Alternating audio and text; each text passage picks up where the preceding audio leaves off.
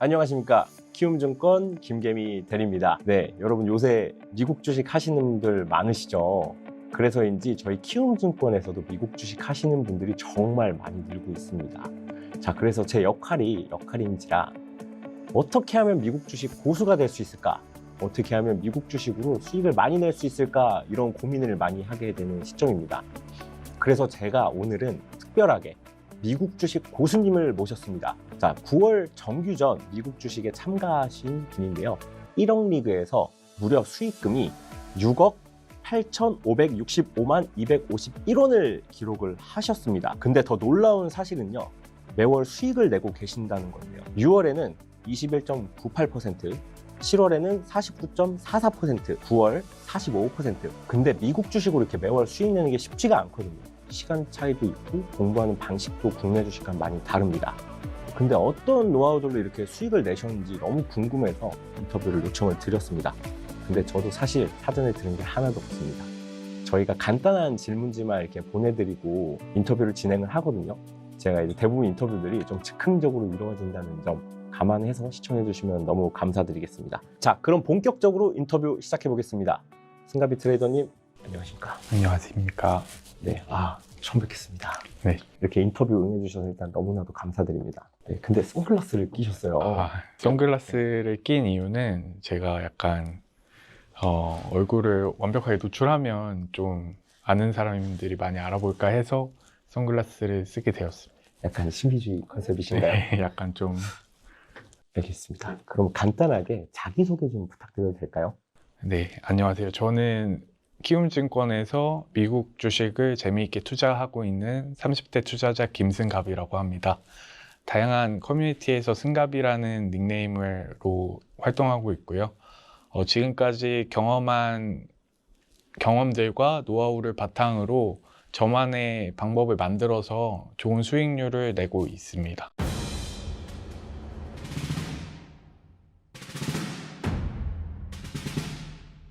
키움증권은 거짓말을 할 수가 없거든요, 계좌로. 보니까 매월 수익이 나고 계세요. 네. 제가 키움으로 옮긴 지는 한 5월부터 지금까지 한 5개월 차인데요. 5월하고 8월을 제외하고는 계속 수익을 내고 있습니다. 역시 엄청나시네요. 이번 달 수익금만 6억 8천만 원이세요. 한 달 동안 어떻게 이렇게 보셨나요? 사실 그 9월 한 달 동안 수익을 많이 낼 수 있었던 거는 아무래도 8월 달에 제 계좌가 마이너스가 많이 났기 때문이라고 할 수 있는데요. 8월 달에 손실이 많이 난 이유는 로보택시를 많이 기대를 하고 있어서 테슬라에 대부분의 돈을 다 투자를 했었습니다. 근데 이제 로보택시가 10월 10일로 미뤄지면서 많이 떨어졌습니다. 그때 블랙 먼데이인가 사건도 있었고요. 그래서 20억이라는 제 잔고가 12억까지 떨어졌었습니다. 그것을 이제 계속 홀딩을 9월 24일 정도까지 했고요. 9월 말경에 이제 계좌가 다시 양전으로 돼서 수익을 많이 낼 수 있었던 것 같습니다. 그럼 테슬라가 빠졌다가 다시 오르면서 수익이 좀 나신 거네요? 네, 그렇습니다. 제가 테슬라를 약간 같이 투자하고 있어서 올해 1월부터 계속 테슬라를 홀딩했었거든요. 그래서 제 잔고는 약간 테슬라 차트와 비슷했다. 근데 또 매월 수익이 나지는 또 않는 것도 있는 것 같아요. 손실도 조금씩 나시나 봐요. 제가 아까 5월하고 8월이라고 특정해서 말씀드린 이유는 제가 미국 주식을 시작한 지는 횟수차로 3년 차입니다. 3년밖에 미국 주식을 투자하지 않았어요. 근데 매년 5월이랑 8월에는 계좌가 마이너스가 찍히더라고요. 약간 그런 거네요. 뭐 공포의 달 이렇게 주식에는 항상 정해져 있잖아요. 그런 것처럼 5월과 8월에는 좀 손실이 나는 편이신가요? 네, 제가 경험상 판단하기로는 제가 아무것도 안 하고 저는 똑같이 투자를 계속 하고 있거든요. 근데 계속 5월하고 8월에는 이제 마이너스가 나는데 아마 그 월의 실적 발표나 실적에 대한 기대에 대한 영향이라고 해서 투자자의 심리가 많이 좀 좌지우지 되는 거라고 판단을 하고 있습니다. 여기서 중요한 팁이 또 하나 나왔네요. 시청자 여러분, 5월과 8월은 피하셔야 됩니다. 저희가 좀 실례되는 거 알지만 혹시 계좌 공개가 가능하십니까? 네, 계좌 보여드리겠습니다. 네, 알겠습니다. 직접 핸드폰으로 보여주신다고 하거든요. 네. 주시면 네, 저희가 좀 찍겠습니다. 네네. 좀 이렇게. 네. 자, 지금 보시면 네, 지금 현재 승가비 트레이더님 실제 계좌 잔고를 보고 계시는데요. 지금 보유 중인 상황만 봐도 1억 700만 원 정도 수익이 나고 계십니다. 그리고 다른 종목들도 좀 보유를 하고 계신 상황인데 종목이 생각보다 좀 있는 편이세요? 보유하는 종목들이? 네, 테슬라의 ETF 종목인 TSLL이라는 두 배 ETF가 있습니다. 그걸 제가 12만 3,055개 정도를 가지고 있었는데 제가 익절을 본절부터 200분할을 해서 개수를 걸었어요. 그래서 올라오면서 점점 팔리고 있거든요. 네, 그래서 팔린 거를 다른 관심 있어 하는 주식으로 매수하고 있어서 여러 가지 다양한 종목을 지금 하나씩 사놓은 상태입니다. 그럼 그 사고 파는 방법도 잠시 후에 제가 한번 여쭤보겠습니다. 네, 지금 보니까 매입 금액이 15억이고요. 평가 금액이 16억입니다. 네, 지금 벌고 계시는 상황이고요. 자, 그러면 일별, 월별, 연별 수익도 좀 보여줄 수 있으신가요? 네네. 자, 지금 일별 보시면 손실과 수익이 좀 번갈아 가면서 이루어지는 게 보여요. 근데 지금 월별로는 수익이 나시는 거 보니까 분명히 한 방이 크게 있으신 것 같습니다. 오늘 그 노하우 한번 계속 파헤쳐 보겠습니다. 네. 자, 그럼 이렇게 일별로 많이 버신 날은 뭐 하루에 6억도 버시네요. 오, 네. 그 이번에 테슬라가 급상승했잖아요. 네. 2, 3일 동안 제가 7억이 올랐습니다. 알겠습니다. 네. 지금 보시면 일별로 손실 중이시다가 한 방에 이렇게 역전해서 수익으로 돌아서셨거든요. 그럼 지금 한번 월별을 한번 보겠습니다. 지금 월별 보시면 이제 이 계좌 같은 경우는 이제 운영하신 지 얼마 안 돼서 지금 2024년 5월부터 기록이 있거든요. 지금 그래서 10월까지 연도별로 한번 볼까요? 자, 2024년 기록이신데요. 11억을 버셨습니다. 올해만. 지금 계좌가 네네. 키움은 이렇게 하나만 쓰시는 거죠? 네, 키움은 딱 하나만 사용하고 있습니다. 계좌 공개 감사합니다. 감사합니다. 사실 이렇게 보여주기가 쉽지 않은데 그래도 이게 자신이 있으시다는 거예요, 사실. 예. 자본금이 얼마나 되시나요? 제 순수 현금 자산은 21억 정도 됩니다. 21억이요. 네, 22억 8천 정도가 현금으로 지금 가지고 있는데 그 중에 마이너스 통장이 1억 6천 정도 돼서 마이너스 통장을 제외한 제 순수 현금은 21억 정도 된다. 이 돈을 전체 투자할 때 있고 지금은 최근에 입절을 해서 아까 15억 정도만 투자된 상황입니다. 갑자기 궁금한 점이 생겼습니다. 네네. 대체 20억이 넘게 있으신 분이 마이너스 통장은 왜 만드신 겁니까? 조금만 더 레버리지를 더 내면 좋겠다라는 생각에 한도를 최대한 올려서 마이너스 통장을 사용 중입니다. 1억이라도 더 넣어야 그렇죠. 수익이 더 나지 않냐? 예, 맞습니다. 와, 대단하시네요. 레버리지가 여러분 중요하다고 생각합니다. 예. 그렇죠. 사실 이제 여쭤보고 싶었던 게 신용미수도 쓰시나요? 미수는 제가 설정해서 쓰고 있지는 않고요. 마이너스 통장이 제가 사용하고 있는 레버리지라고 생각해 주시면 되겠습니다. 근데 보통 증권사에서도 신용 기능을 제공을 하잖아요. 신용을 네. 쓸 수 있게 돼 있잖아요. 네. 근데 그거는 안 쓰시나요? 솔직하게 편하게 얘기하셔도 됩니다. 증권사 신용은 내가 이래서 쓰기 싫다가 있으셔도 상관없으니까. 증권사 신용을 쓸 생각을 여태 안 해봤던 것 같고, 네.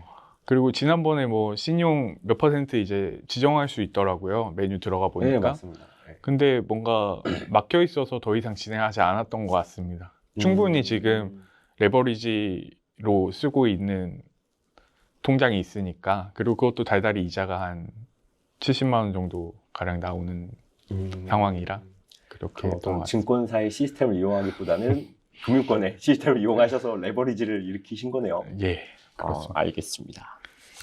그러면 또 이런 궁금증이 생깁니다. 몇 년 만에 이렇게 21억을 만드신 거예요? 네, 제가 미국 주식을 하게 된 거는 회사를 이직하면서부터인데요. 이직하기 전에 제가 야근을 좀 많이 하는 프로 야근러였습니다. 왜 야근을 많이? 그 야근을 많이 하게 된 이유는 아무래도 제가 마이너스 통장에 빚도 있고 코인에도 물려 있는 돈이 있기 때문에 야근을 더 많이 하게 된 것 같고 일도 뭐 재밌어서 야근을 많이 했습니다. 지금도 그럼 일을 하고 계시는 거죠? 네, 지금은 사실 티맵에서 다른 회사로 또 이직한 상황이고요. 근데 이제 티맵에 다닐 무렵에 야근을 이제 하면 안 된다라는 이제 방침에 의해서 야근을 못 하면서 미국 주식을 시작하게 된 겁니다. 근데 이제 야근을 못 하게 하니까 돈은 벌어야겠고 맞습니다. 주식으로 그래서 미국 주식을 택하신 거네요. 맞아요. 미국 주식을 택한 이유는 국내 주식은 정치 경제 상황이 많이 좋지 않은 부분도 있고 세계의 돈은 미국 주식에 다 몰리는 상황이기 때문에 더 판이 큰 시장에 참가를 해서 매매를 하는 게 좋겠다라고 해서 선택하게 됐습니다. 한강에 있지 말고 바다로 나가자. 네, 정확한. 그러면 승가비 님이 생각하는 미국 주식의 매력은? 시장이 크고 내가 사용하는 상품이나 서비스가 상장이 되어 있는 그 시장이라는 점이 될 수 있을 것 같고요. 그리고 사실 국내 주식은 시간이 좀 타이트하잖아요. 오전 9시부터 오후 3시 정도까지 투자를 해야 하는데 상대적으로 미국 주식은 워낙 많은 나라에서 투자를 하기 때문에 프리장도 있고 애프터장도 있고 정규장도 있고 원래 데이장도 있었다가 현재는 약간 막혀있는 상태지만 그렇게 이제 언제든 내가 매도할 수 있는 그런 게 장점이라고 생각하고 있습니다. 그래서 자기가 사용하는 물건이나 서비스를 가진 회사에 직접 주주가 돼서 이 회사는 잘 될 것 같다라는 믿음을 또 가질 수 있는 점도 있는 것 같고요. 알겠습니다. 자, 그러면 좀 이제 본격적으로 이제 거래하는 방법들, 노하우, 모든 스킬에 대해서 이제 한번 여쭤보도록 하겠습니다. 승가비님은 어떤 스타일의 트레이더십니까? 저의 매매법은 관심 있는 종목을 이제 추린 다음에 그 추려진 종목들을 매수 매도하면서 리밸런싱 하면서 자산을 우상향시키는 방법이라고 할 수 있어요. 그래서 뭐 단타가 될 수도 있고 스윙이 될 수도 있고 그리고 추세 매매가 될 수도 있는데 그게 약간 다 합쳐져 있다라고 표현하고 싶습니다.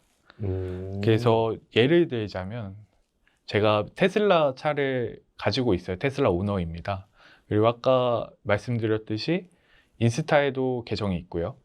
그리고 제가 크록스라는 신발을 자주 신고 우선 한 주씩 이제 매수를 쭉 해놓고요. 마이너스 폭이 커지는 주식에 이제 물을 타는 형태로 해서 비중을 이제 가져가는 스타일이고요. 어느 정도 비중이 담겼을 때 계좌가 양전하거나 제가 바라는 수익률, 저는 1%부터 익절을 시작을 합니다. 1%에서 한 15%까지 분할 매도를 기계적으로 걸어요. 그래서 그게 이제 올라오면 자동으로 매도가 되게끔 하는 시스템을 만들어서 운영하고 있습니다. 그럼 조금 정리를 한번 해보겠습니다. 네.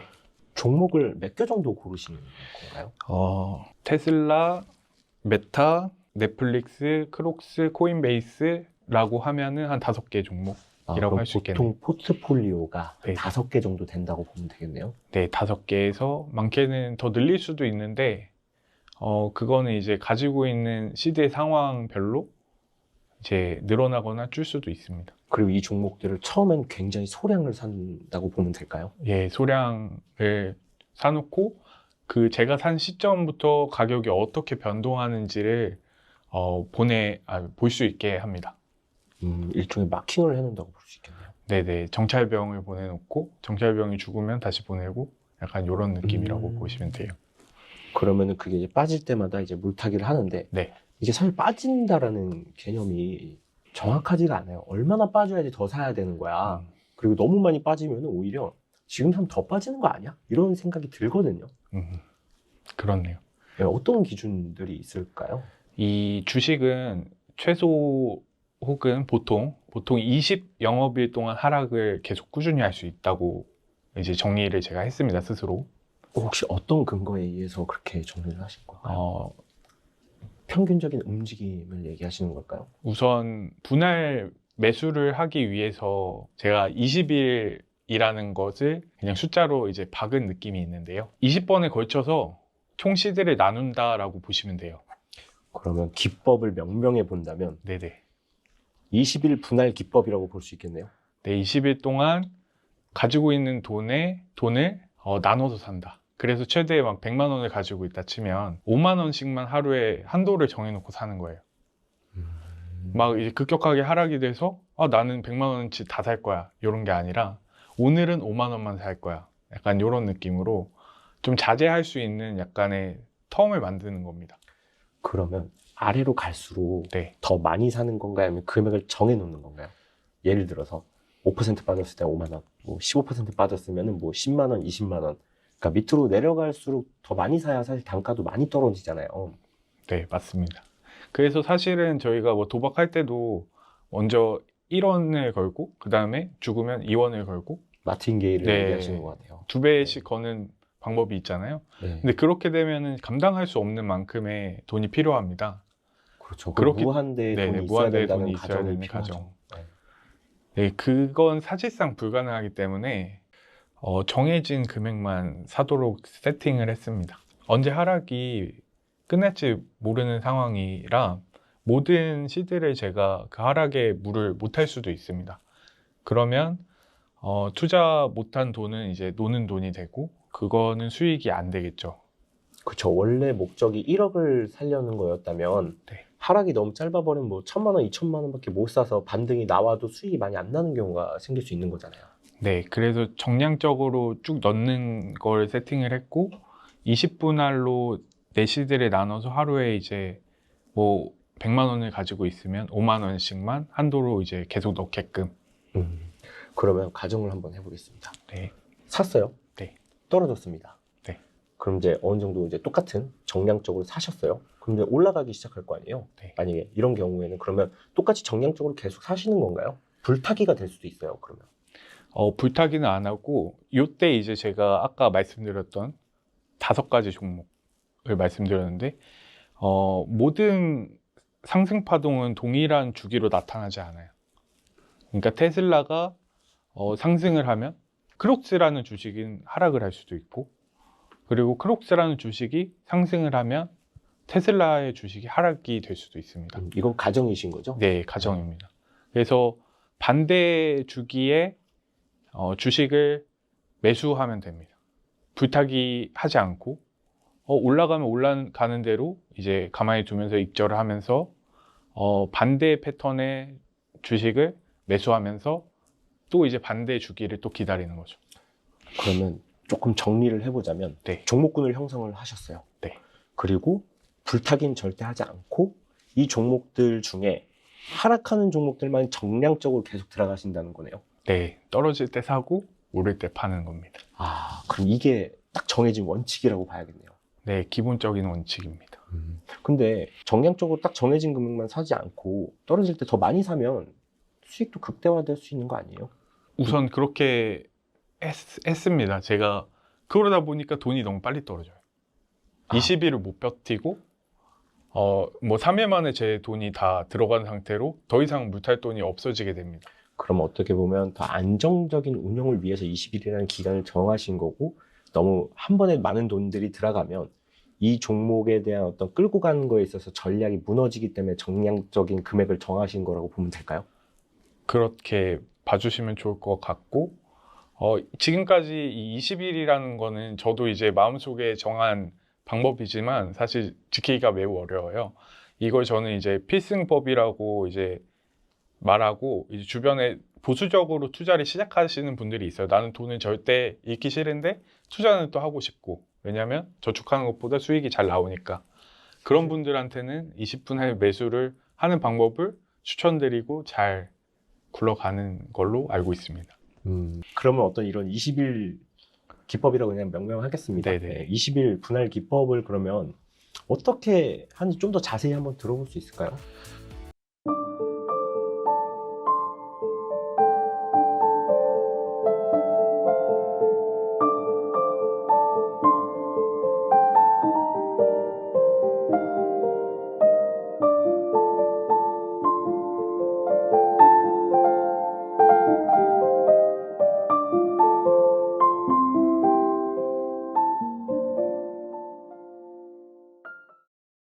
20일 기법에 대해서 너무 알고 싶어서 사실 좀 더 여쭤봐도 될까요? 아, 예.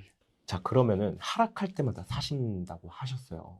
네. 정찰병을 보내놓고 그럼 떨어질 때마다 정해진 금액만 사시나요? 아니면 더 많이 사시나요? 설명을 좀 드려보자면 네. 우선은 나는 테슬라라는 종목만 산다라고 봤을 때 돈이 100만 원이 있어요. 네. 근데 이제 5만 원을 처음에 사겠죠? 근데 5만 원을 산 주식이 마이너스가 돼요. 마이너스 1%에서 3% 혹은 5%까지 떨어지는 경우가 있는데 마이너스 1%부터 살 수도 있겠죠. 그러면 5만 원을 다음 날 사면 마이너스 0.5%가 되겠죠. 그리고 그 다음 날도 또 떨어지면은 또 5만 원을 사는, 이렇게 이제 20일 동안 계속 하락한다는 가정하에 5만 원씩 사는 겁니다. 20일 동안 만약에 나눠 샀어요. 네네. 만약에 10일 더 하락해요. 그러면 그때는 어떡합니까? 그때는 버팁니다. 버팁니까? 예. 20일 정도 이상은 또 더 이상 안 들어가는 게 또 원칙이에요? 돈이 없다는 가정하에 못 들어가는 거였고요. 돈이 만약에 더 있다. 월급날이라 뭐 200만 원을 더 받았다. 그 돈을 또 20일로 나눠서 또 그때부터 사거나 아니면은 앞에 20일에 붙여서 사거나 아니면 더 많은 돈을 살 수 있으면 사도 됩니다. 하지만 살 때는 정해놓고 사야 된다. 예, 정해놓고, 그리고 사실은 지금 테슬라 한 종목만 있을 경우를 말씀드린 거고요. 테슬라 말고 뭐 크록스라는 주식도 이제 내 포트폴리오에 구성되어 있다라고 하면 눈길을 돌려서 크록스라는 주식에 관심을 가질 수 있고, 그 20일 기법은 뭐 전체 가지고 있는 돈을 최대한 브레이크를 걸면서 사는 느낌이라 분할 매수의 관점에서 좀 이용할 수 있고, 종목이 추가됐을 때 그 돈을 20개가 아니라 40개로 나누거나 할 수도 있겠죠. 종목별로 또 한 종목당 들어가는 맥시멈 금액은 정해져 있으신가요? 딱히 없습니다. 딱히 없네요. 네. 그럼 내가 넣을 수 있는 데까지는 계속 이제 정량적으로 넣고 금액이 정해져 있지는 않다. 네, 그 대신에 갑자기 1번, 2번, 3번 종목이 이렇게 있는데 1번 종목이 갑자기 급하락을 했어요. 한 10%가 마이너스가 됐어요. 그러면 2, 3번 종목은 뭐 플러스 1%가 나거나 가만히 있거나, 이런 상황에서는 2번, 3번 종목을 시장가로 팔고 그 1번 종목을 매수할 때도 있습니다. 더 많이 떨어진 종목을 산다. 왜 그렇게 할까요? 금액이 이제 다 주식에 들어가 있다는 가정일까요? 아니면 돈이 남아 있다는 가정일까요? 돈이 다 이제 들어가 있다는 가정하에 설명드린 겁니다. 그렇죠. 20일 매수가 끝났는데 가지고 있는 포트폴리오가 형성이 됐을 거고, 어느 정도 이제 그 포트폴리오를 유지하면서 버텨나가고 있거나 아직 수익화를 못하고 있는 상황에서 더 많이 떨어진 거는 더 많이 상승을 할 수 있다라는 가정하에 네. 일단 기본적으로 승가비님의 어떤 운용 전략은 20일 동안의 어떤 분할 몰빵이라고 볼 수 있을 것 같아요. 네네네. 좀 이렇게 표현이 좀 좋지는 않지만, 그럼 그 중에 회생이 점점 어려워지는 종목에 이제 지원을 하는 거죠. 어떻게 보면 이거 방어적인 역할을 하는 것도 있는 것 같아요. 그러니까 예를 들어서 아까 1, 2, 3이 급락을 했고 4, 5번이 어떤 이제 큰 손실이 아니거나 아니면 약수익이거나 이럴 때 이걸 팔아서 손실이 큰 종목에 넣는다는 얘기예요. 예. 맞습니다. 그러면 손실이 나지 않고 이쪽에다가 이제 더 단가를 낮추면서 다시 갈 걸 기대할 수 있는 그런 전략으로 볼 수 있겠네요. 네. 그럼 대부분 이런 식으로 계좌가 운영이 되시는 건가요? 네, 이번에 테슬라로 1년을 투자를 했을 때 이런 방법으로 수익을 냈고 자산을 지켜나갈 수 있었습니다. 결국 급락이 나와도 수익을 내고 나올 수 있는 방법이 이거네요. 예, 버틸 수 있는 방법. 그리고 사실 위아래로 3%씩 움직이는 종목이 있는 반면 박스권을 형성해서 아래로 밑으로 쭉 내려갔다가 또 반등이 세게 오는 종목들이 있습니다. 이번에 테슬라처럼. 예, 그때마다 약간 이런 방법으로 개수를 늘렸다가 다시 개수를 줄이는 방법을 선택했습니다. 종목을 사실 안 늘리고 현금을 가지고 있는 것도 좋은 방법이고요. 네, 현금으로 있으면 내가 벌 수 있는 돈을 또 못 버는 거 아니야? 이런 생각에 저는 현금 대신에 종목을 대신 들고 있다라고 보시면 되고, 네, 그 현금을 현금화해서 물을 탄다라고 보시면 됩니다.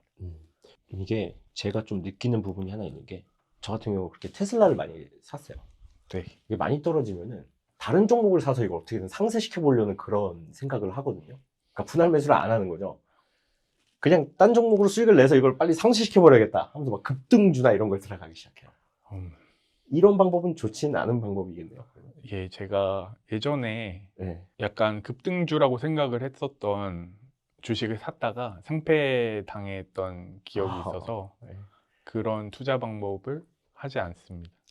고른 종목 안에서의 어떤 운용 전략이 필요한 거지, 계속 새로운 종목들을 편입한다고 해서 수익이 나는 건 아닌 거네요. 예, 제가 잘 모르는 거는 안 한다라고 아. 보시면 되고, 그 대신에 잘 아는 거는 진짜 잘 알려고 노력한다. 그래서 그 종목만 잘 투자한다라고 보시면 되겠습니다. 그럼 종목의 기준은 M7 안에서만 하시는 거예요? 아니요, 제가 실제 사용하는 서비스에서 선택을 하는데요. 제가 아까 테슬라 네. 오너라고 말씀드렸고, 넷플릭스 다들 보시죠? 넷플릭스도 이제 회원이기도 하고, 그리고 인스타 계정을 잘 쓰고 있고요.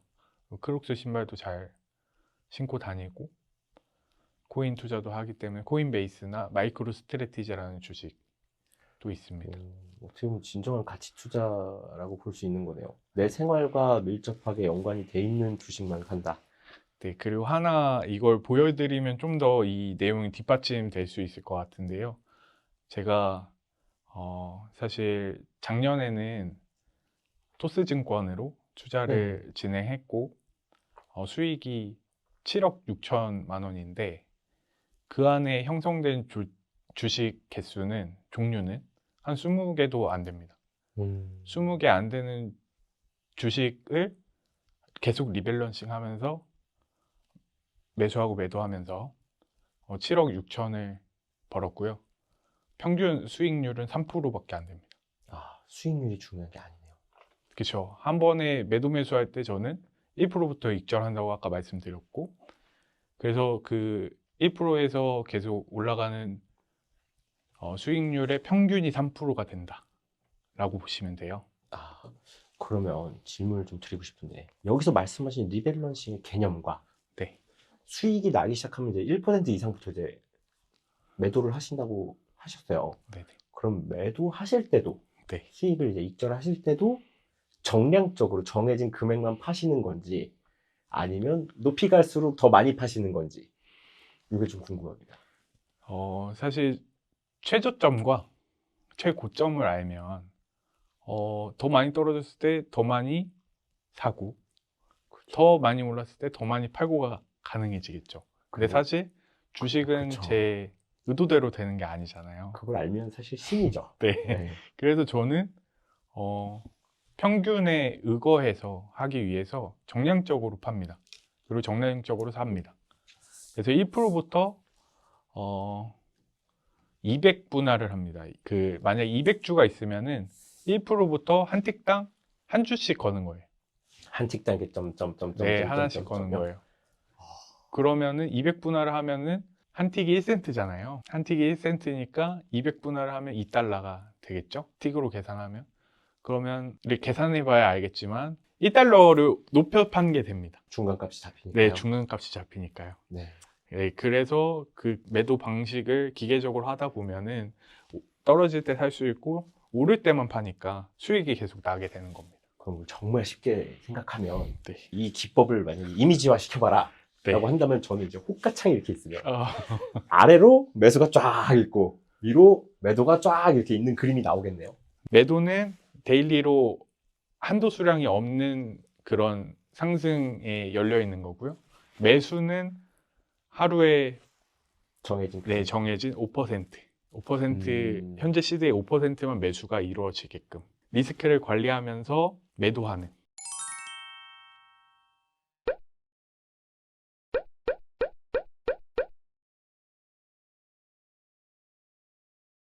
그럼 리밸런싱이란 얘기도 어떻게 보면 이거랑 같은 얘기가 될 수 있는 거네요. 그 리밸런싱은 비슷한데 이제 종목을 갈아탄다라고 보시면 돼요.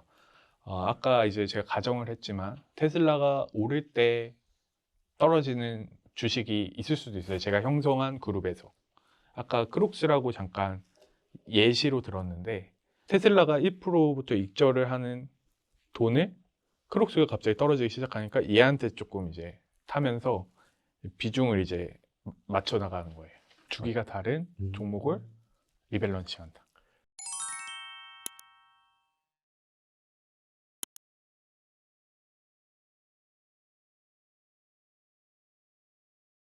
그럼 어떤 이런 지금 20일 기법 말고도 좀 다양한 이제 신법이라든지 노하우들이 있을 것 같은데 승가비님이 생각하기에는 이렇게 해야 미국 주식을 잘할 수 있다라고 할 수 있는 부분들이 있을까요? 우선은 목표 수익률을 정해야 되거든요. 목표 수익률을 정해야. 예. 예. 허황되게 정하시면 안 됩니다. 만약 100만 원을 투자하는데 나는 1년 동안 1억을 벌 거야. 그럼 100배를 벌어야 되거든요. 퍼센트라면 1000%겠죠? 그렇죠. 그렇게 설정하시면 절대 안 되고요. 200에서 300%. 또 힘들지만 그 정도는 이제 가능하다.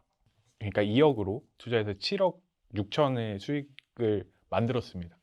그것처럼 300%까지는 열심히 하면 된다.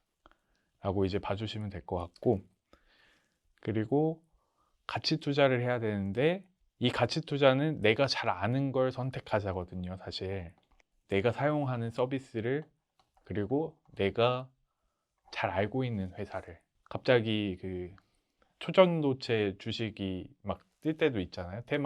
테마주도 있고.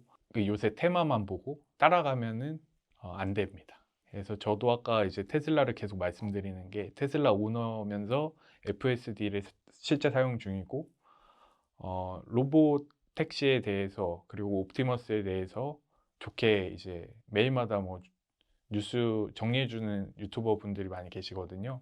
그것을 보고, 그리고 넷플릭스도 좋은 콘텐츠가 만들어졌어. 이런 사건들을 보고 넷플릭스 연말에 좋을 것 같은데 하는 생각에 이제 몇 개씩 이제 살 때도 있고요.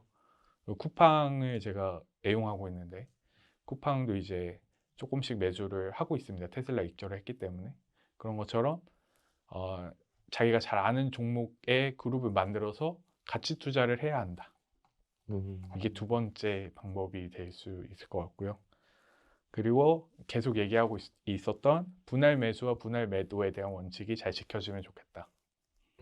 입니다. 네 번째는 사실 계속 투자를 하다 보면은 사이버머니에 가깝습니다. 이게 실제 뭐 인출을 해본 돈이 아니고, 제가 21억을 가지고 있지만 제가 가장 많이 뽑았을 때가 1000만 원 밖에 안 됩니다. 그것처럼 약간의 돈이 오르고 내리는 게 좀 현실 감각이 떨어져요.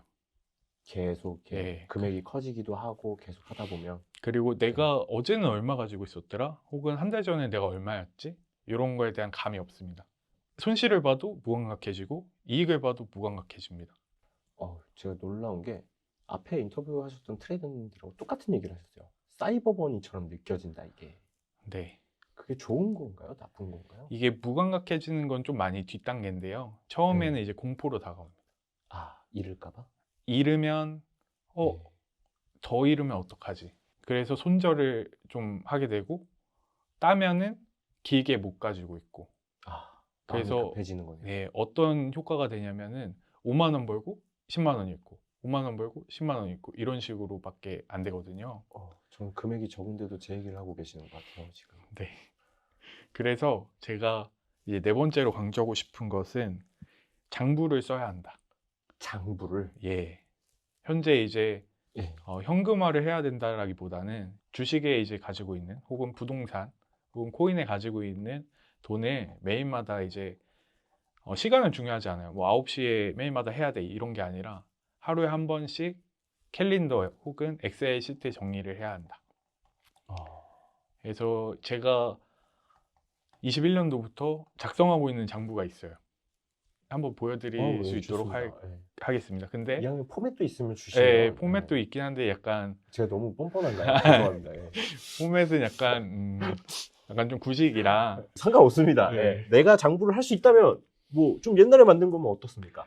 제 자산이 어떻게 변화했는지 이제 그거에 대해서 한번 시청자분들도 구독자분들도 한번 보실 수 있게 제가 제공해 드릴 수 있도록 하겠고. 정말 아낌없이 주시네요. 아, 네. 그래서 이걸 쓰다 보면 이제 내가 지난달에는 내가 한 지금보다 300만 원이 부족했는데 이 정도쯤이야 하고 버티실 수 있게 됩니다. 하락에 버틸 수 있는 그 멘탈이 형성될 수 있다. 그리고 상승을 했으면 이 정도는 내가 좀 현금화를 해서 좀 딴 데다 빼놔야 되겠다 라던가 3일 동안 계속 상승할 수도 있거든요. 그게 다 기록으로 남겠죠. 한 번의 그렇죠. 시트로 보면 3일, 4일 정도 상승을 했는데 그럼 오늘 한번 떨어질 수도 있지 않을까? 라고 하면서 좀 대비를 할 수 있어요. 그 장부를 봄으로써 네, 무뎌질 수 있는 어떤 그런 리스크 관리라든지 멘탈적인 그런 것들을 계속 잡을 수가 있는 거네요. 그렇습니다. 장부를 봄으로써. 장부를 봄으로써 좀 현실 감각이 좀 올라간다. 나중 되면 그냥 막 아무 생각 없이 그냥 막 하게 되니까. 예, 맞습니다. 사실 제가 그렇습니다. 네. 정말 맞는 말이네요. 그럼 이게 어떻게 보면 마인드셋하고도 좀 연결이 될 수 있을 것 같아요. 그러니까 우리가 흔히 말하는 신법이라고 하는 거죠. 미국 주식에 대한 마인드셋. 미국 주식은 투기와 돈 버는 목적에 너무 집중을 하다 보면은 끌려가게 됩니다. 뉴스에 끌려서 팔았다가 사고 이런 식으로 왔다 갔다 하면서 이제 정신이 없게 되거든요. 그래서 투기와 돈에 집중하는 게 아니라 회사에 집중을 하고 내가 그 회사에 돈을 넣고 있는 주주로서 가치를 존중하고 이득이 나면 어느 정도 일정 부분 수익화하는 그런 마인드를 갖추는 게 중요하다고 생각을 하고 있고요. 그리고 두 번째로 돈을 벌 수 있는 기회는 계속 와요. 그러니까 사실 제가 1월 1일부터 또 어떤 종목을 투자했는지도 이제 보여드리고 싶은데 저는 테슬라가 눌릴 때 이제 사면 2024년도 대박 날 것 같다. 왜냐하면 연말에 좋았거든요, 작년에. 그래서 저는 6개월 동안 손가락만 빨고 있었습니다. 그러니까 아무것도 매매 안 하고 그냥 테슬라만 그냥 진득하게 가지고 있었어요.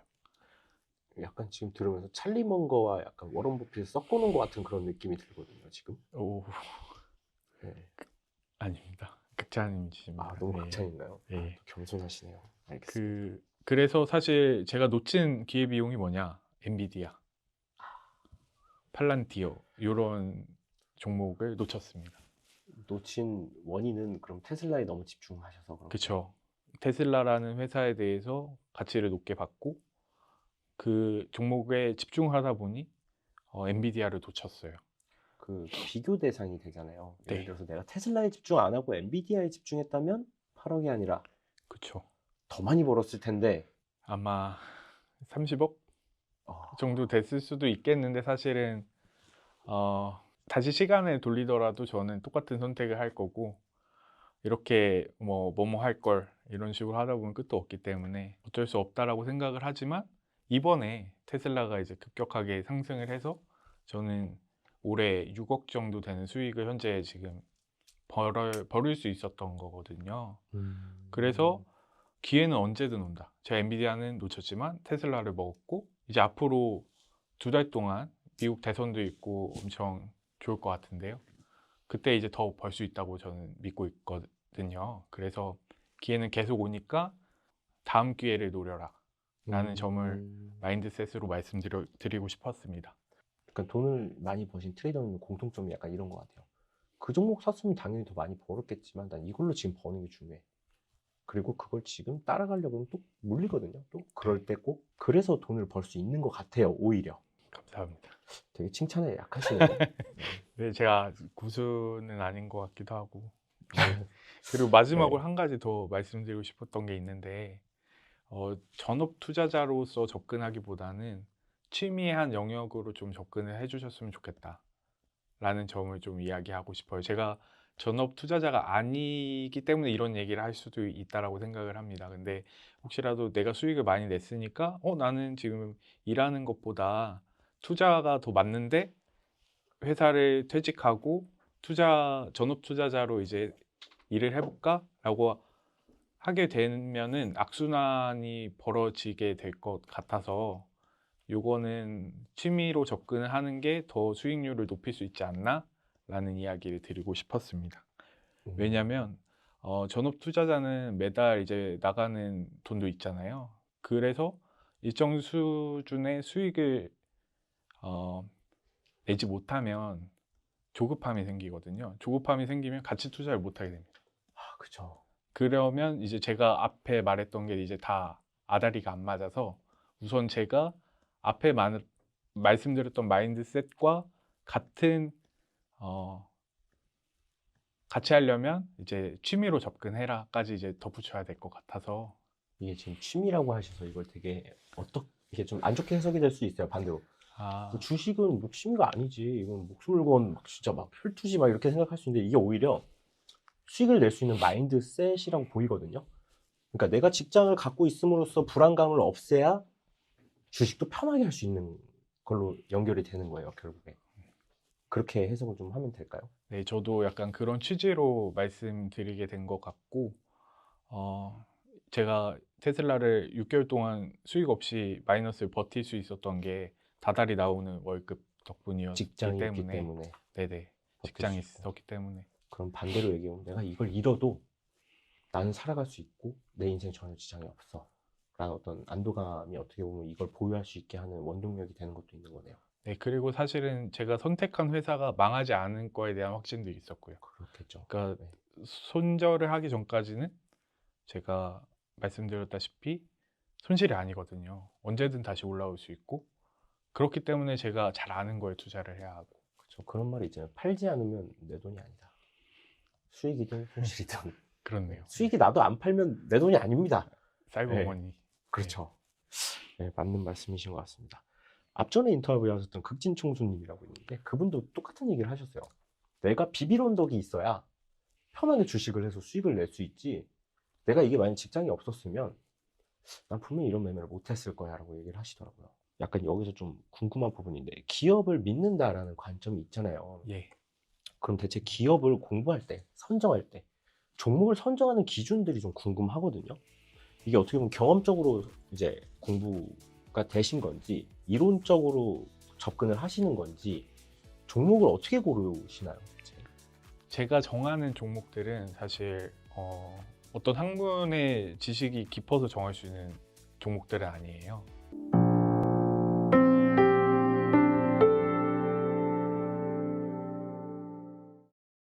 종목을 어떻게 고르시나요? 대체? 제가 정하는 종목들은 사실 어떤 학문의 지식이 깊어서 정할 수 있는 종목들은 아니에요.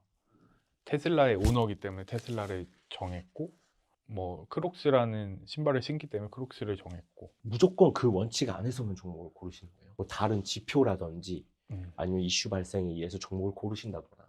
사실 그렇게 고르지 않습니다. 그렇기 때문에 이제 손절 안 하고 버틸 수 있는 거죠. 넷플릭스를 내가 구독을 끊었어요. 네네. 그럼 넷플릭스 주식도 이제 더 이상 사면 안 되는 거예요. 너무 말장난 같나요? 아니, 그게 아니라 정말로 생활에서 체득한 그런 기업들에 대한 것만 사시는 것 같아서 여쭤보는 거예요. 네. 사실 맞습니다. 말씀하신 게. 만약에 제가 넷플릭스를 봤는데 넷플릭스가 너무 마음에 안 들어요. 컨텐츠도 요새 올라오는 거 보니까 안 좋다라고 여겨지면 저는 구독 끊을 거거든요. 네. 그런 다음에 주식에 대해서 이제 정리를 하겠죠. 다음부터 나는 넷플릭스를 안 사. 그 대신에 다른 서비스를 쓰게 될 거잖아요. OTT로. 그죠. 디즈니로 네, 가든가. 디즈니로 가던가. 그럼 디즈니를 관심을 두겠죠. 아. 그런 식으로 사실 테슬라를 가진 사람이기 때문에 테슬라를 샀지만 다른 테슬라가 포트폴리오가 없는 사람들은 다른 거를 수익을 보고 있을 수도 있고 그걸 팔아야 되는 시점이 있을 수도 있죠. 그러니까 모든 사람이 구성하는 포트폴리오가 천차만별이 될 거예요. 제가 말씀드린 기법으로 만약에 시작을 하신다면. 어떤 사람은 챗GPT를 너무 잘 써서 마이크로소프트를 살 수도 있는 거예요. 맞습니다. 그런 것처럼 이제 포트폴리오의 천차만별의 차이는 있을 수 있다. 있다. 그래서 재무제표를 더 많이 아는 데 집중하셔도 되지만 실제 사용하는 서비스만 해도 저처럼 수익을 낼 수 있다. 저는 그런 재무제표를 필요할 때만 보지 뭐 1월부터 12월까지 뭐 무슨 달은 좋았으니까 요 달은 해야 돼 이렇게 하진 않습니다. 그럼 만약 실적이나 네네. 만약 멀티플 뭐 이런 것들은 크게 동요하지 않는 편이세요? 실적에 대해서 우선 말씀을 드리면 실적은 주가에 크게 영향을 주잖아요. 그렇기 아, 때문에 내가 같이 투자를 하는 그 종목들은 실적이 좋을 거라고 이제 예상되는 걸 같이 투자하게 되는 것 같아요. 이 기업이 언젠가는 우상할 거라는 믿음이 확실한 종목만 하신다는 얘기로 들려요. 맞나요? 네, 그리고 상대적으로 저평가된 주식인 경우. 뭐 거기에 있어서 뭐 어떤 확실함을 주는 기준들은 약간 좀 모호해서 사실 자꾸 여쭤보게 되는 건데, 음, 생활과 밀접한 부분이 있어서 그런 것도 있겠지만 뭐 다른 부분을 보시는 게 있진 않을까 해서 계속 여쭤보는 거거든요. 사실 계속 테슬라 말씀만 드리는 것 같아서 또 말씀을 드릴까 약간 주저했었는데, 편히 테슬라를 말씀하세요. 제가 가장 많이 투자를 했고 많이 아니까 설명을 드리겠습니다. 테슬라가 떨어진 이유에 저희가 집중을 해야 돼요. 일론 머스크도 항상 얘기를 하는데 대량 생산부터가 이제 시작이다 라고 하거든요. 근데 이제 그걸 이뤄낸 게 테슬라 뿐이고, 그렇기 때문에 저는 테슬라를 이제 샀는데, 이제 바이든 행정부에서 테슬라가 규제를 많이 받았고, 일론 머스크는 보상 패키지도 철회가 될 뻔했었어요. 그게 이제 한 명의 판사가 이제 바이든 쪽 그 정부와 밀접한 그런 관계여서 소액주주가 제기한 청구 소송에 대해서 뭐 승소 판결을 내려서 일론 머스크가 수십 조의 이제 보상 패키지에 거절당하는 약간 그런 말도 안 되는 사건들이 테슬라 주가에 악영향을 미쳤거든요. 그런 것처럼 이제 상대적으로 저평가되고 있다라고 생각을 했고, 그리고 내가 사용하는 서비스이기 때문에 그 가치에 대한 좀 믿음들이 있었습니다. 보통 그런 이슈가 터지면 손절이잖아요. 근데 그때 더 사신다는 얘기로 해석이 되나요? 네, 왜냐면 이제 트럼프가 이제 당선이 되면 일론 머스크가 투자한 게 있기 때문에 미국에서 이제 큰 일을 하게 될 거고, 그러면 이제 규제들이 걷어내지면서 로보택시 사업을 더 원활하게 할 수 있기 때문에 음, 좀 더 높은 가치가 열려 있다라고 생각을 했습니다. 제가 지금 느끼기에는 승가비님께서 기업에 대한 어떤 역사, 그리고 기업에 대한 상황들, 그러니까 이건 어떤 멀티플 얘기가 아니에요. 재무제표 얘기가 아닙니다. 네. 기업의 어떤 상황들을 공부를 되게 많이 하시는 것 같아요. 네, 뉴스나 해당 기업에 이제 나오는 정보들이나 그런 걸 좀 챙겨보는 스타일입니다. 예, 로보택시 로보택시. 사업이 되려면은 이제 무선 충전도 필요하거든요. 그렇죠. 그래서 테슬라가 무선 충전 기술을 도입하기 위해 회사를 샀다가 다시 기술을 획득하고 매각을 한 케이스도 있습니다. 이런 식으로 어떤 사업이 잘 되게 하려면 사이드로 필요한 것들을 준비를 해야 되거든요. 일론 머스크는 그런 것들을 계속 빠짐없이 챙기려고 노력하는 포인트들도 보이고, 그 현재 이제 나라에서 부당하게 받는 규제나 조치들이 없었더라면 더 많은 돈을 벌 수 있었다라고 생각을 해서 더 가치를 높게 두고 투자를 하게 된 겁니다. 결국 생활 밀접한 부분들을 많이 보시는 것 같아요. 거기에 굉장히 가치를 부여하시는 것 같아요. 네, 제가 사용하는 서비스들만 포트폴리오로 구성해서 하려고 하고 있고요. 제가 사용하지 않는 서비스는 과감히 사지 않고 있습니다. 그럼 아까 잠깐 쿠팡 얘기도 하셨는데, 그럼 네. 쿠팡도 해당이 되나요? 네, 쿠팡 와우 회원이기도 하면서 쿠팡 이츠도 잘 사용하고 있거든요. 예. 그 쿠팡을 사용함으로써 다른 서비스는 좀 이제 사용 안 하게 돼서 쿠팡이 좀 더 많은 이익을 흡수할 수 있겠다라는 생각에 쿠팡도 이제 주기적으로 샀다가 수익을 실현했다가 이런 식으로 운영하고 있습니다. 그럼 결국 내가 사용하고 싶은 건 다른 사람들도 쓰기 편하고 사용하고 싶어 하니까 네. 그런 것들이 앞으로 이익 성장에 있어서 분명히 가치가 있을 거다. 네, 저는 약간 그냥 보통 사람이라고 생각을 하거든요. 제가 쓰는 것들은 남들도 쓰는 경우가 많았고, 그냥 일반적으로 보통 사람이니까 이런 생각을 가지고 투자하는 것 같습니다. 결국엔 보통 사람들이 사야 주가도 오르는 거잖아요, 사실. 예. 챗GPT 쓰시나요? 네, 챗GPT 잘 쓰고 있어요. 그럼 마이크로소프트를 사야 되는 거 아닐까요? 마이크로소프트도 이제 한 주씩, 네, 근데 워낙 마이크로소프트는 무겁잖아요, 주식이. 잘 안 오르기 때문에. 소량 눌릴 때 샀다가 오를 때 조금씩 팔고 판 주식을 이제 등락폭이 큰 손실 보고 있는 주식에 흡수하는 형태로 이제 운영하고 있습니다. 어떤 주가의 움직임도 그럼 판단을 하시는 것 같아요. 네, 주가 움직임을 보는데 이제 5월하고 8월 계절성 패턴이 네. 있는데 그 월만 제외하면 나머지는 그냥 무난하게 수익 실현이 가능한 구간으로 생각을 하고 있어서 개수 혹은 이제 리밸런싱을 통해서 투자를 하고 있습니다. 보유 기간이 그럼 보통 한 달 정도 텀일 수도 있겠네요.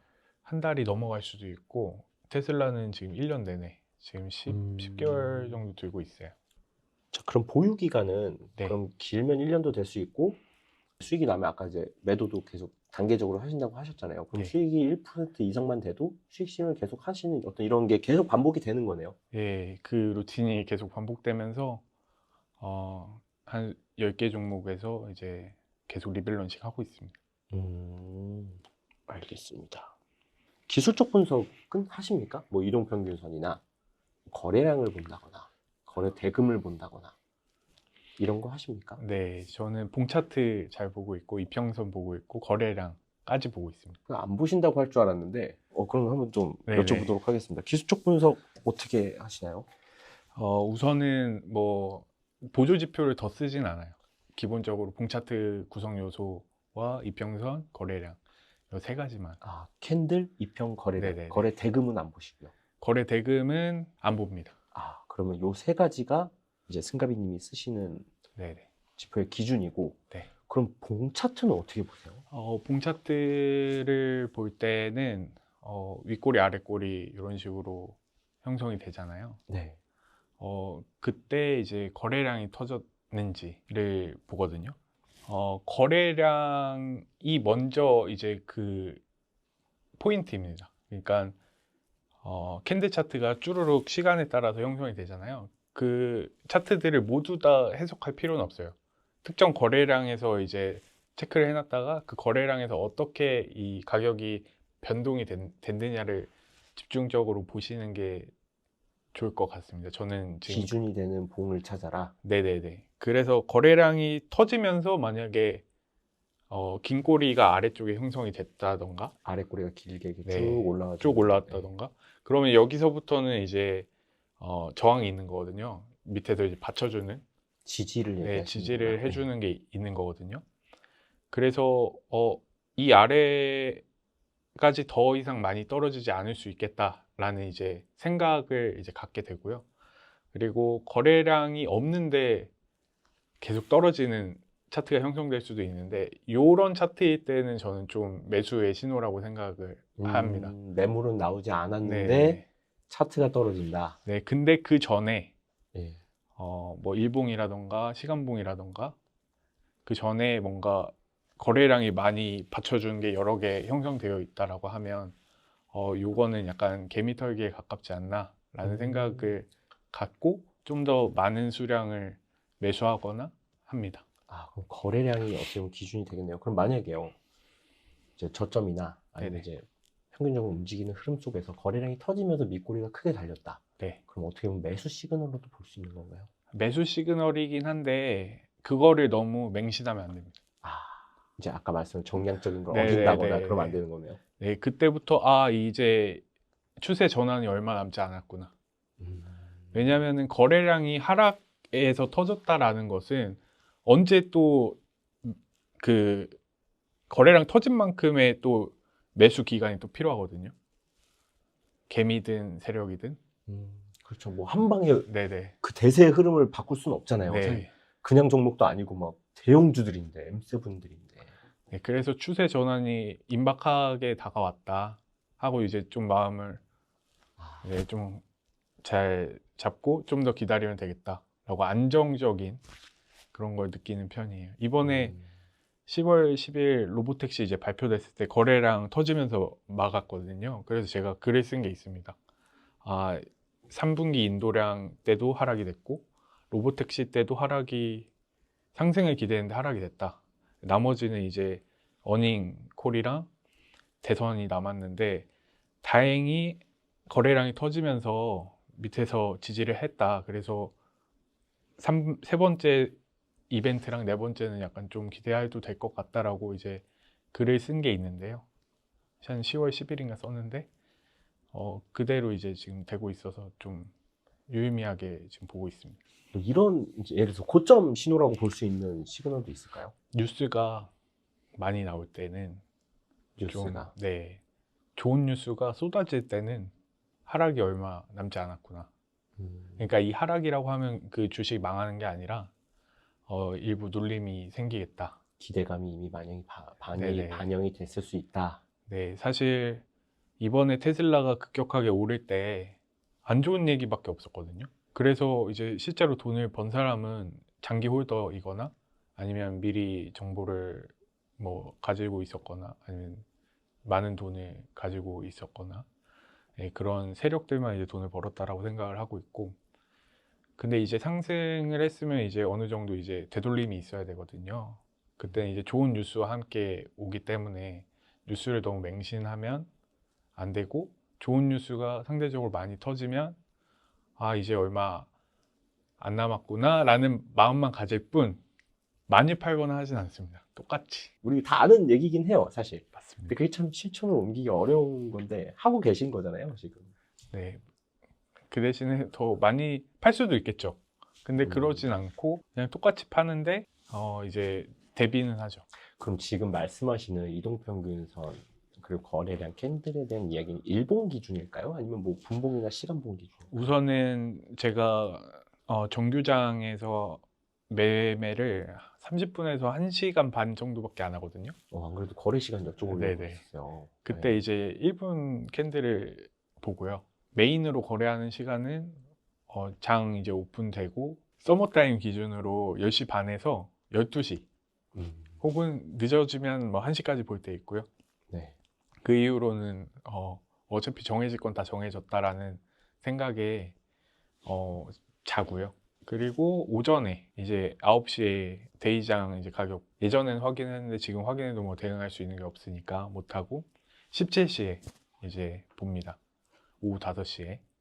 그때 이제 뭔가 제가 현금이 있는데 물을 타거나 좀 팔아놔야 되겠다라는 종목은 좀 파는 경향이 있고요. 팔아야 된다는 기준은 아까 아까 이제 말씀하신 것처럼 뭐 약수이권부터 이제 판다거나. 네, 그렇게 파는데 딴 데 물을 타야 된다거나. 아, 네, 그러면 이제 금방 이제 다 전량 매도하고 제가 물을 타야 하는 친구를 사는 거죠. 우선은 1분봉을 대략 보면서 지금 이제 시황 브리핑 하는 정보와 어떤 식으로 방향이 형성되는지를 좀 체크하려고 1분 차트를 보고요. 30분이 지나갈 무렵부터는 뭐 15분이나 해가지고 오늘 어떻게 지금 변하고 있는지, 그리고 좀 이제 새벽에 일찍 깼다거나 하면은 30분, 1시간 이렇게 차트 보면서 어떤 식으로 움직였네? 이 정도만 확인할 뿐, 캔들 차트는 다 이제 사후 해석이 많기 때문에 앞으로 뭐 대응하는데 답안지가 되진 않고 어떻게 이제 어떤 사건 때문에 어떻게 반응했구나라고만 보는 데에만 그치거든요. 거래량은 상대적으로 이제 미래를 약간 좀 어떨 것이다 라고까지는 생각을 할 수 있는데 얼마만큼의 뭐 되돌림을 줄 것이냐, 어디까지 올라가고 어디까지 떨어질 것이냐는 사실 모르고, 거래량으로 이제 아는 거는 이제 하락은 조금 있으면 잦아들겠다, 좀 이제 시간이 흐르면 이제 반등을 주겠다. 어떤 흐름적인 네, 분위기를 읽는 데 분위기를 쓰시네요. 읽는 데 쓰고, 캔들 차트는 요런 일이 이렇게 움직였구나. 다 사후 해석이라 어떤 뉴스에 어떻게 반응할지는 매번 다릅니다. 그럼 이동평균선은 어떻게 보시나요? 이평선은 이제 뭐 골든 크로스 이런 거 하잖아요. 데드 크로스 이런 거. 네, 뭐 5일, 10일. 네네. 그것을 어떻게 이제 밟아나가면서 캔들이 형성되는지, 혹은 많이 깼으면은 언제부터 더 매수를 해야 되는지. 그러면 네. 지금 말씀하신 이평의 지지와 저항을 얘기하시는 것 같거든요. 네네.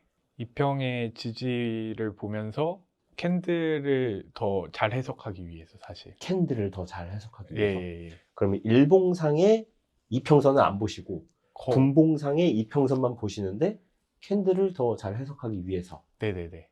어떤 해석이 가능하죠? 캔들의 움직임을 반영한 게 이평은 맞죠. 어떻게 해석을 하시나요, 그러면? 그게 가격에 대한 그래프잖아요. 그렇죠.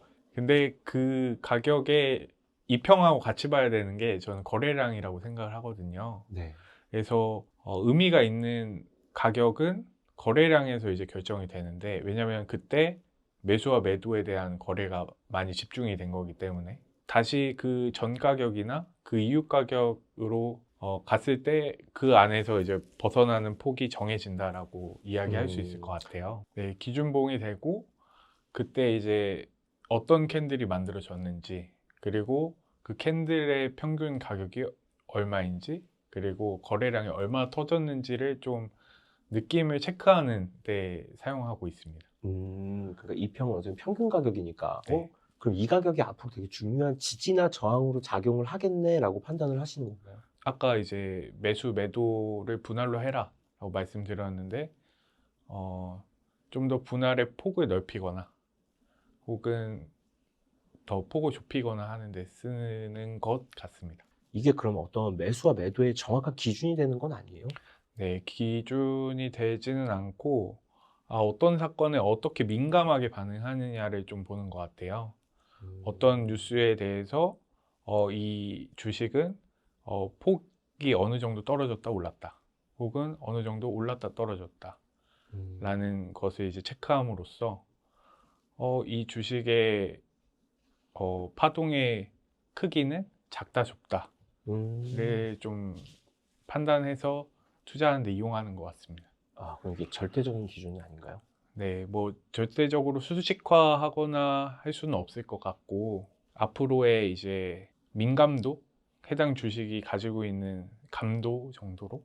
감도를 측정하기 위한 기준으로만 보신다로 들으면 될까요? 네, 측정하고 이제 느끼는 정도. 예, 그 거래량이 많이 터진 그 가격에서 뭔가 이벤트들이 많이 일어나거나 앞에 뭐 이런 이벤트가 있으니 좀 하락이 있을 것도 같고, 혹은 상승이 있을 것도 같고, 이런 마음의 대비를 할 수 있게 돼서 네, 이용했던 것 같습니다. 이상 징후를 확인하는 그냥 위치네요. 네네. 근데 그거를 즉각적으로 뭐 다 손절을 치거나 아니면 다 이익을 실현하거나 이런 데는 이용을 못 하죠. 왜냐면 제가 지금까지 말씀드렸던 가치 투자는 그런 게 아니니까 대비를 할 수 있다 정도로 해석해 주시면 될 것 같습니다.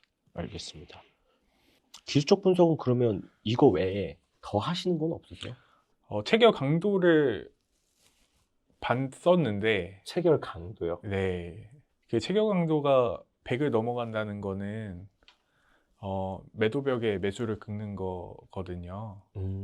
그렇기 때문에 좀 더 이제 투자자들이 더 사고 싶어 한다로 해석할 여지가 있어서 좀 더 상승에 좀 힘이 있다.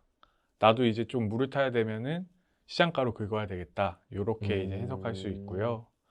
그거 말고는 호가창은 제가 매수와 매도를 그냥 분할로 걸 때 정도 사용하고 있습니다. 그 외에는 없으신가요? 그리고 그 양도소득세를 미리 계산해 주는 게 키움증권에 있더라고요. 맞죠. 네. 네, 그것도 이제 보면서 내가 어느 정도 벌었네 라고 하고 이제 스스로한테 이제 뭔가 기분적인 보상 이런 것들 할 때도 보고요. 큰 금액이 움직일 때 굉장히 멘탈이 많이 흔들리실 거란 말이에요. 네. 그럼 이런 멘탈 관리를 하는 방법? 이런 것들이 있으세요? 승가비님은? 사실 가치 투자할 때 제일 힘든 것은 뭐 단타나 스윙으로 포지션을 끝내거나 혹은 정리를 할 수 없으니까 계속 손절 안 하고 들고 있는 투자를 하다 보면 버티는 게 중요하거든요. 그래서 그 버티는 것을 저는 게임으로 정했고, 그 시간을 잘 보내려고 노력을 했던 것 같습니다. 솔직히 많이 얘기예요. 힘들고 잠도 안 오고 막 하루에 막 2억씩 혹은 3억씩 벌 때도 있지만 잃을 때도 있으니까 그때마다 이제 게임하면서 시간을 많이 때우려고 했었던 것 같습니다. 네, 미국 주식은 돈을 제일 벌기 쉬운 방법 중에 하나라고 생각을 하고 있고요.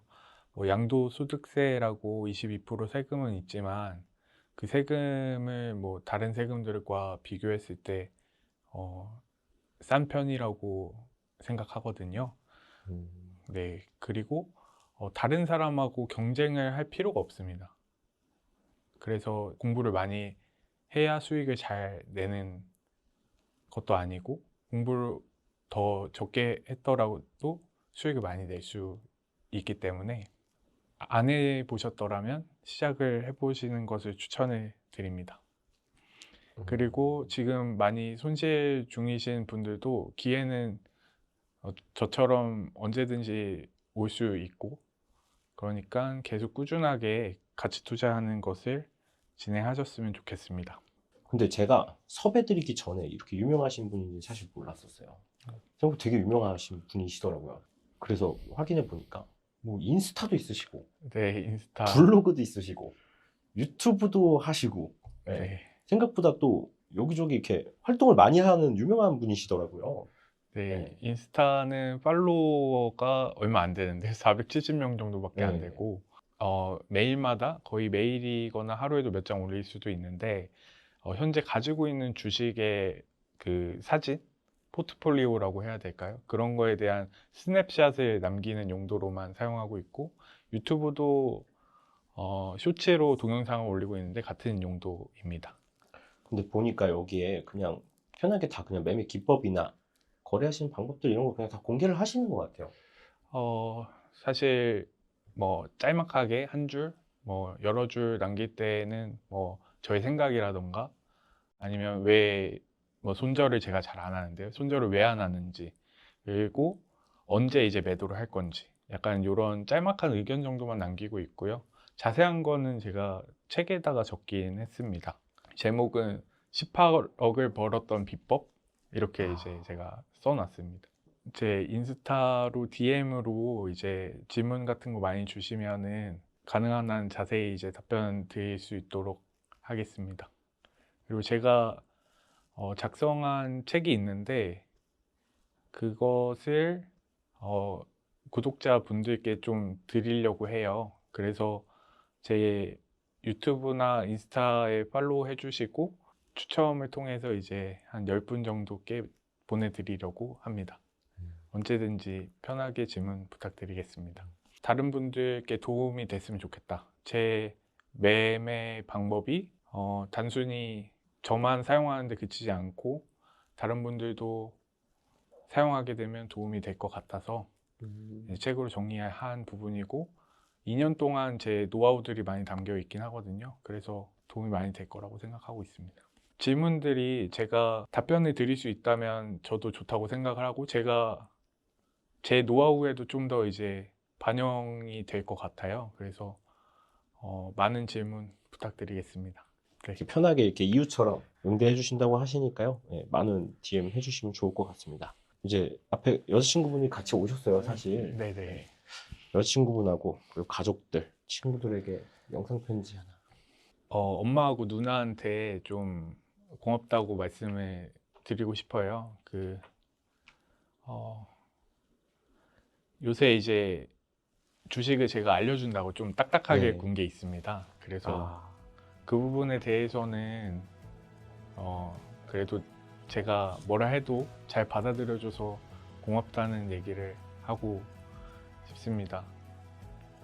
앞으로도 매매 일지 이런 거를 잘 기록하고 제가 이제 투자 가이드를 해주면 지금처럼만 잘 따라왔으면 좋겠다라는 이야기를 남기겠습니다. 그리고 여자친구한테는 뭐 사랑한다라고 이야기를, 예진아 많이 사랑하고 앞으로도 잘 주식 투자 열심히 해보자.